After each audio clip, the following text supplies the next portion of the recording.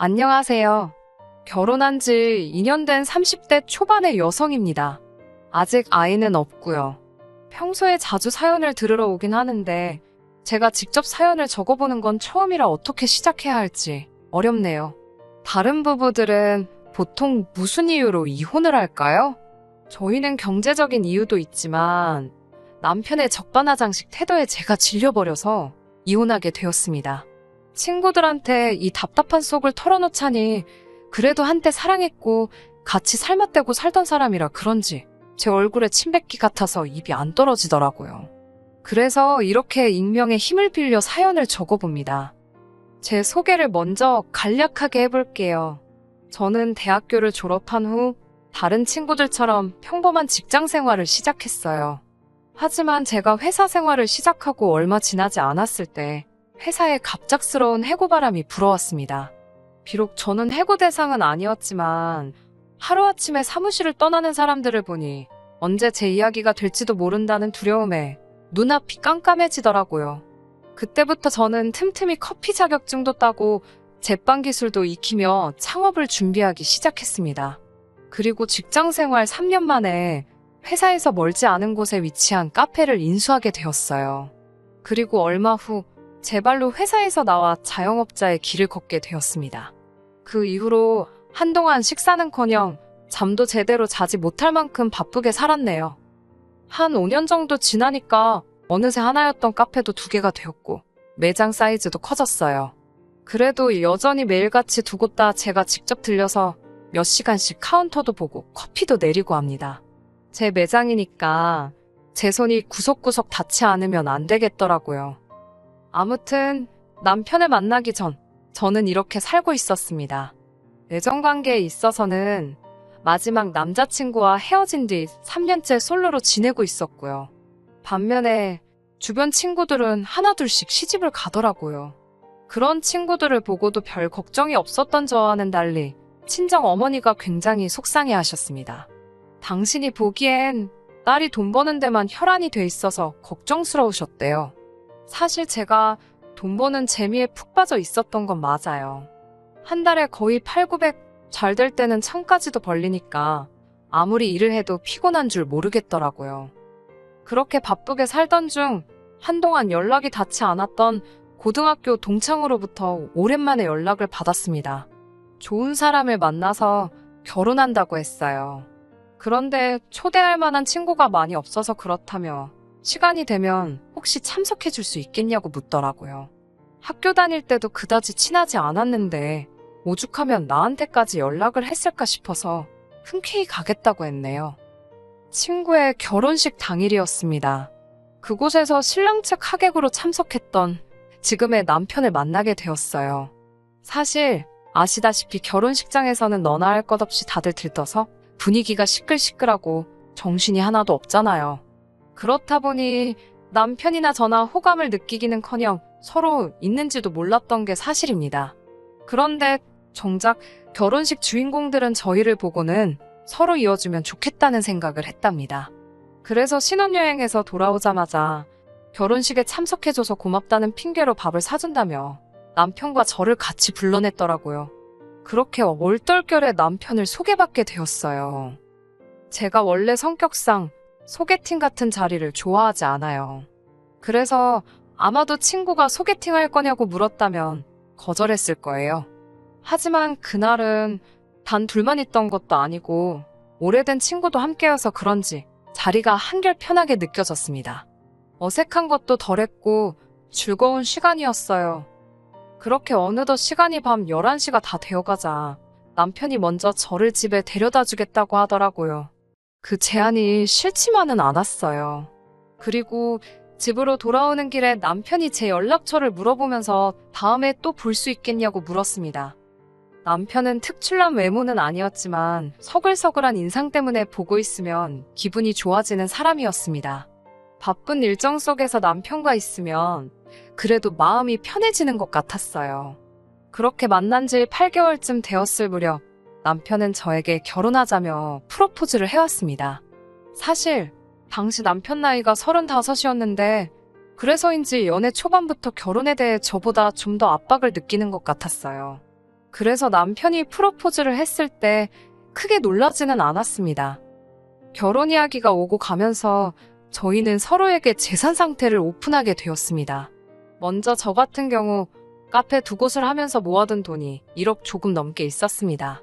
몇 년 전 부모님이 증여해주신 오피스텔 하나가 있었고요.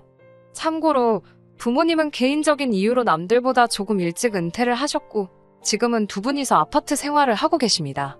부모님의 재산이다 보니 정확히는 모르지만 당시에는 살고 계신 아파트와 작은 건물 하나를 가지고 계셨어요.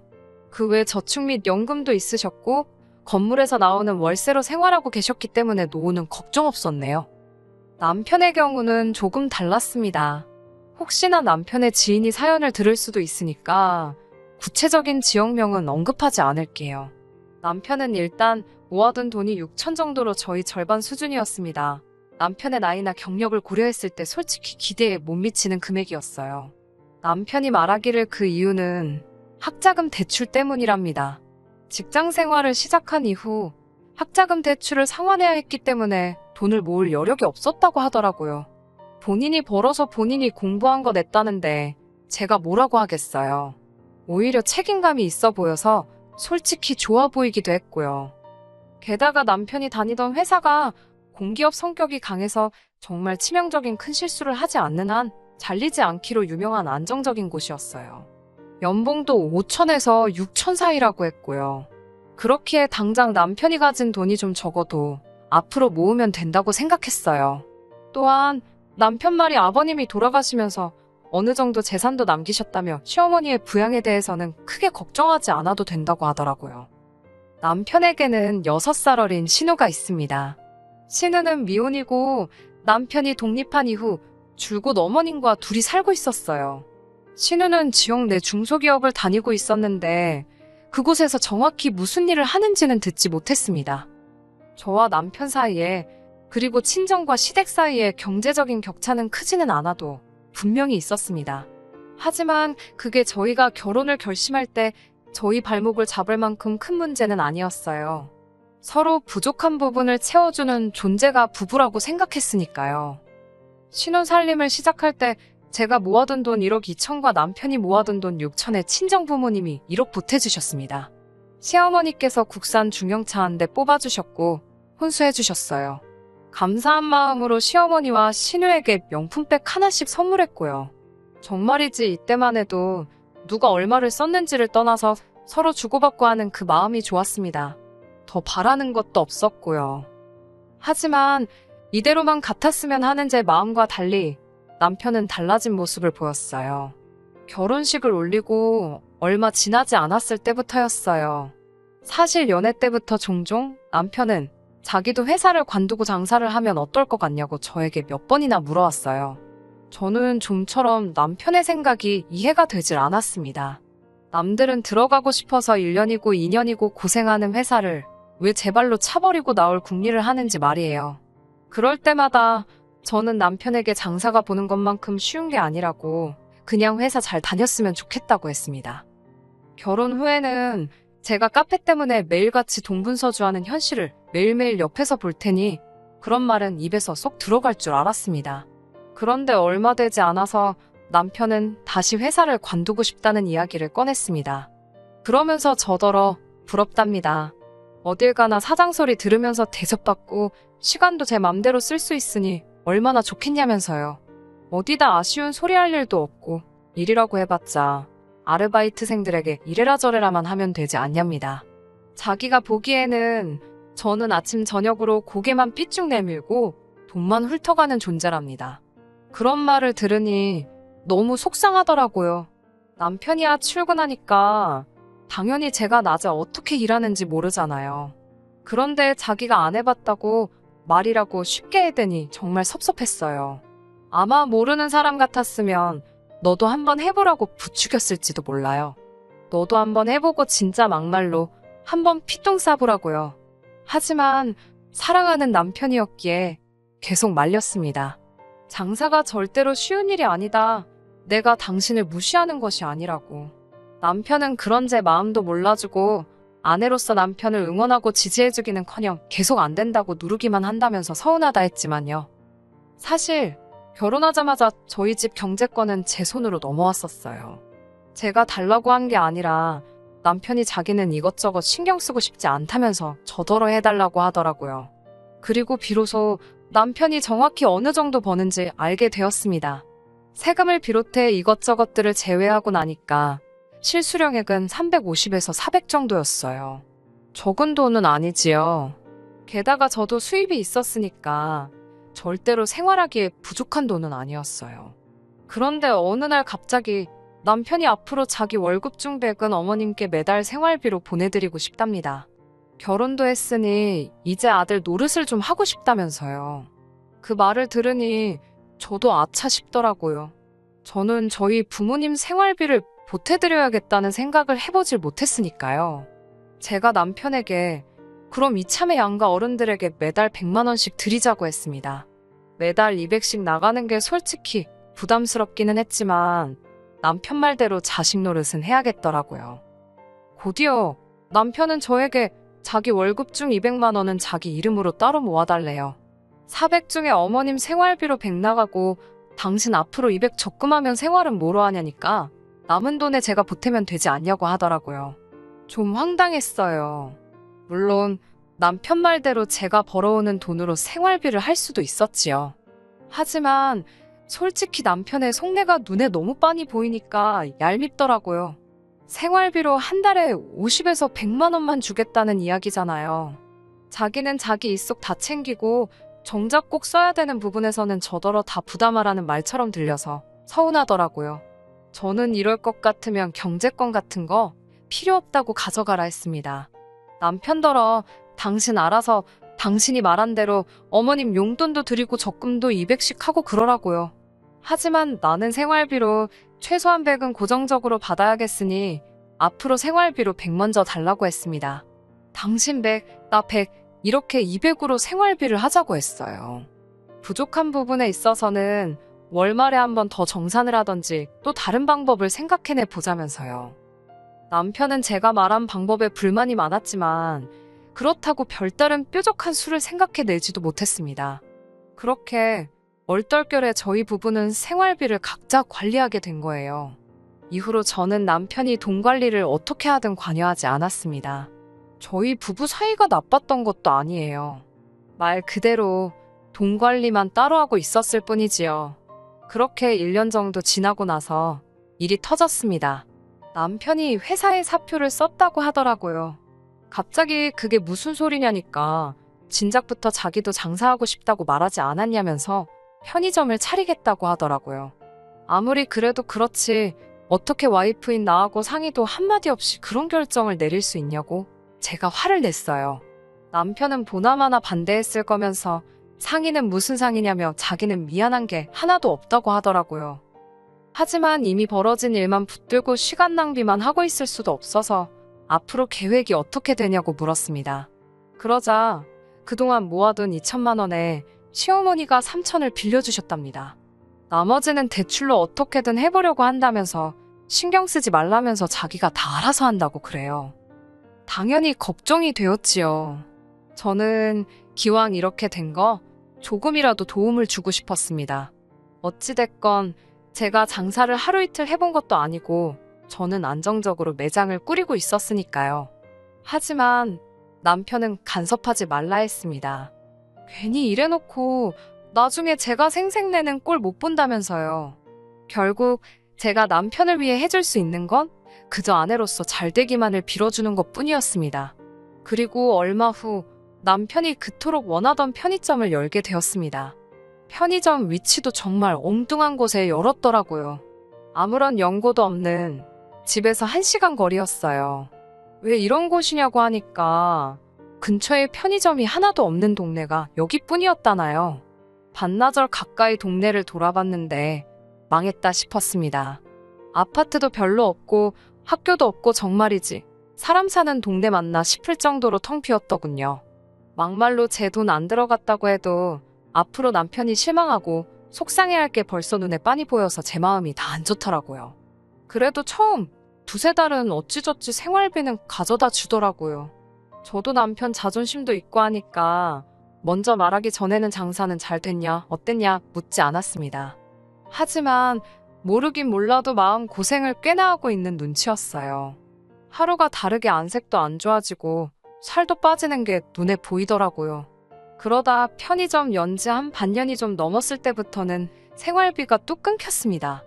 물론 제가 생활비는 계속 부담을 하고 있었으니까 먹고 사는 데는 지장이 없었지만 주부로서 스트레스는 받았지요.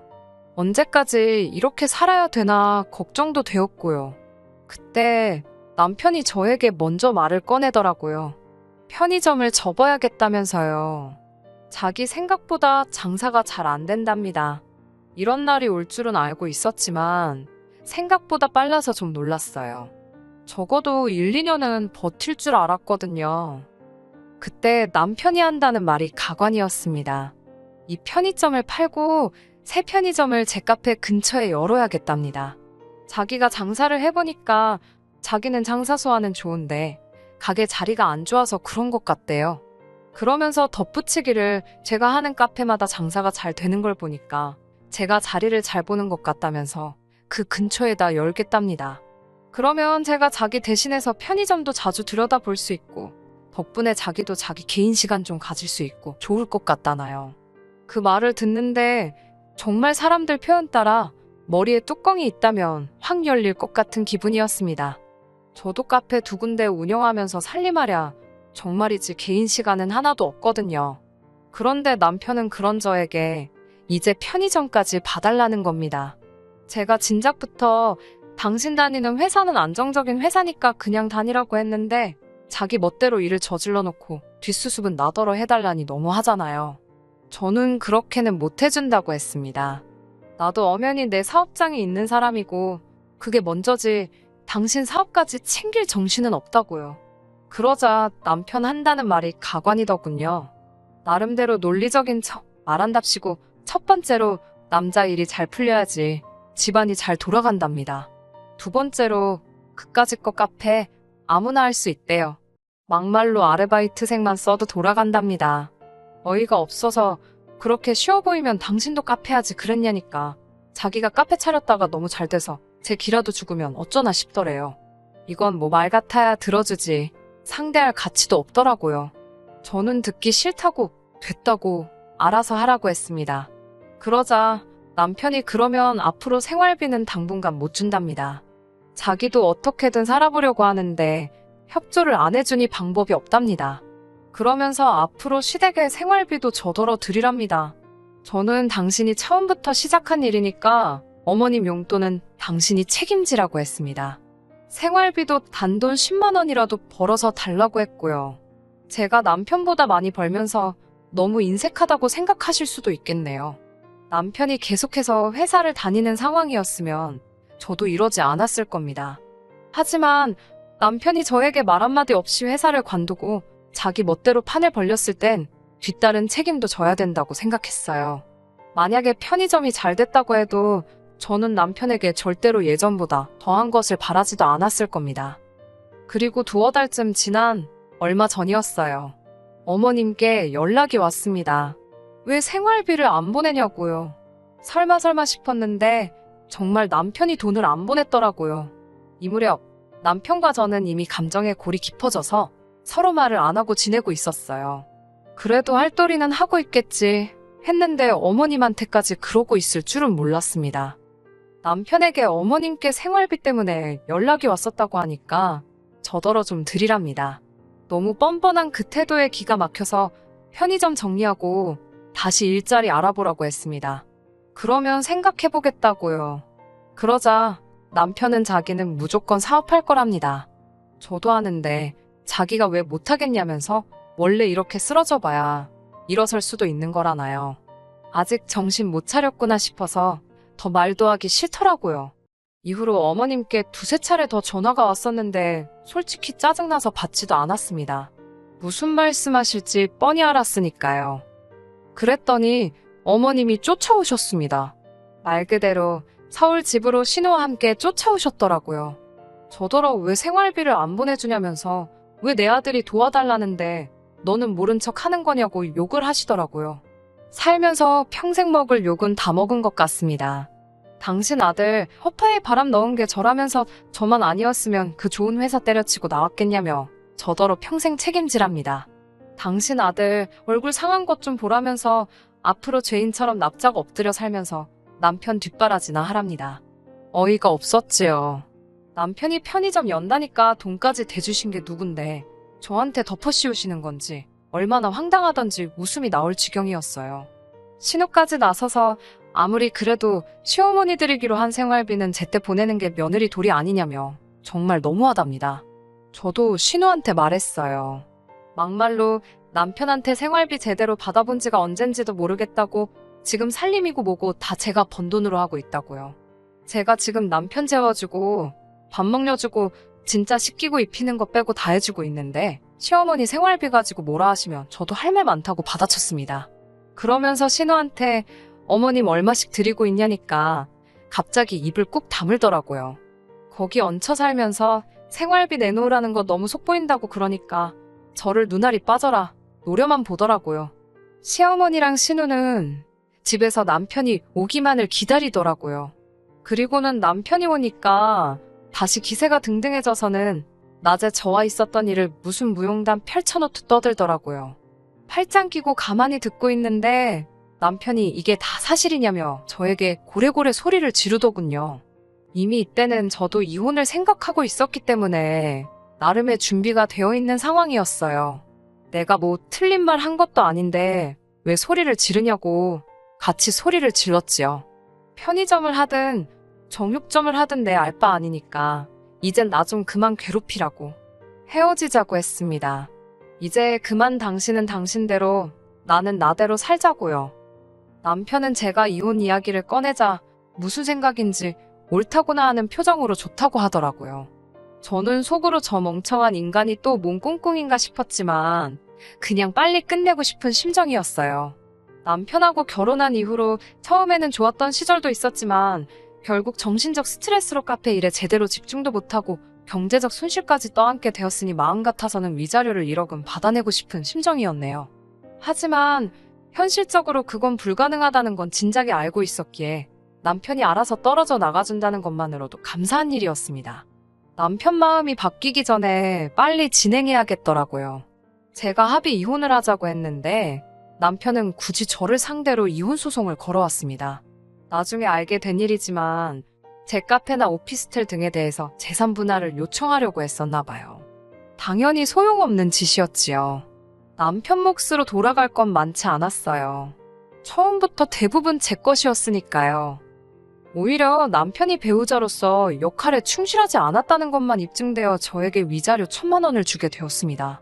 변호사 수임비에 뭐에 남편에게는 상처뿐인 패배였어요. 남편은 자기 생각하고는 상황이 영 다르게 돌아가자 그제서야 직장도 알아보고 제가 원하는 대로 하겠다며 다시 한번 잘해보자고 하더라고요. 시어머니도 생활비고 뭐고 안 줘도 된다면서 둘만 잘 살라고 하셨지만 이제 그 누구의 말도 믿을 수가 없었어요. 그래도 저를 놓치고 후회하는 모습을 보니 꼬숩긴 하더라고요. 딸이 그동안 이렇게 마음고생하고 사는지 몰랐던 친정부모님께서는 특히 빨리 결혼하라고 저를 채근하셨던 친정어머니는 다 이게 당신 탓이라며 너무 미안해하셨습니다. 그런 어머니를 보고 있으니 착잡하더라고요.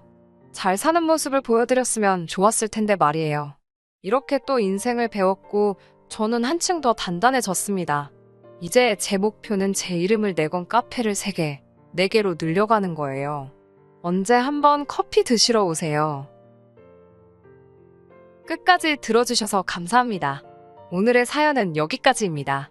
구독과 좋아요, 알람 설정 부탁드리고 더 좋은 사연으로 다시 찾아뵙겠습니다. 감사합니다.